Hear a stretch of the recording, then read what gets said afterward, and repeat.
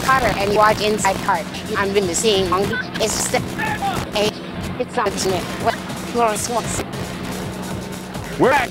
Thank you, Glory. Nell, you know who it was. Anyway, folks, each week we have Chris McClure bringing us some exciting highlights. He even told us at the beginning of the year he's going to bring a nuance, a charge to this thing, and he has. Chris, we appreciate your highlights, and this week's no different because Milwaukee was a great race. Indeed. Well, it's an art form in and of itself when you have to drive the bull ring, the 1 mile oval, and Milwaukee, the traditional 1 mile oval, never, ever disappoints. Well, I want to know what happened at Milwaukee. Well, let's take a look.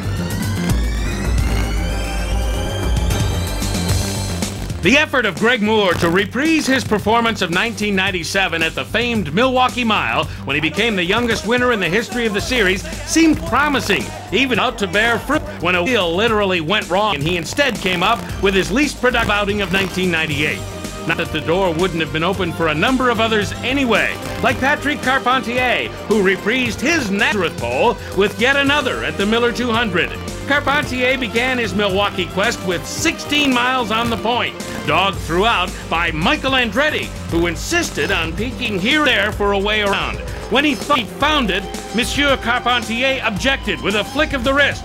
Both cars were ruined. Carpentier was all right after careening into the wall. Andretti was also unscathed, but simply furious as he coasted to a stop. I can't believe he did that.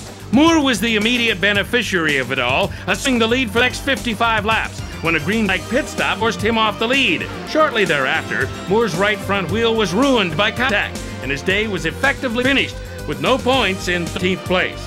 Richie HEARN took a 19-mile turn as the man to beat. Then Paul Tracy's act took center stage for 26 miles. And during that combined 45 miles of hard road, Gilles de Ferran's bid ended amidst the telltale puff emblematic of an exhausted engine. And Robbie Gordon ripped through the marbles to the concrete with frightening force, though he escaped uninjured. On that yellow, Jimmy Vasser, who had led 2 laps earlier, got another of those brilliant Team Ganassi pit stops. He shuffled to the front when others also went for service and never looked back. Vasser did have 78 miles left on his last load of fuel, but so did all the other contenders. Vasser did have to conserve fuel throughout the final run, but so did all the other contenders. Through the final 70 miles, the top 3 remained constant. Vasser on the point, comfortable and unshakable. Rookie Helio Castroneves, probably nervous, but equally unshakable in his best run to date. And Unser Jr., who missed second by a whisker when Neves did run dry of fuel on the final straightaway. It was Vasser's second shortable victory this year, the third for the team. It's his 7th career victory. Anytime you win feels great.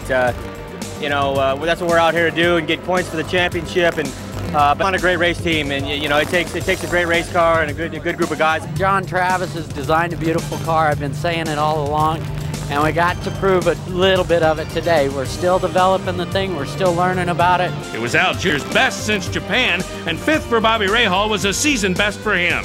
Checking the rest of the points, Paul Tracy settled for 7th after his run at the front, while Zanardi dropped down from 4th when he ducked in for a splash of fuel 5 miles from home. That did not, however, cost him the lead in the championship. Alex Zanardi continues to set the pace. In fact, he expanded his margin over Greg Moore. But Jimmy Vasser closed significant ground and is barking at both of their heels, heading to the next phase of the '98 season. 4 straight on street and road courses, beginning in Detroit.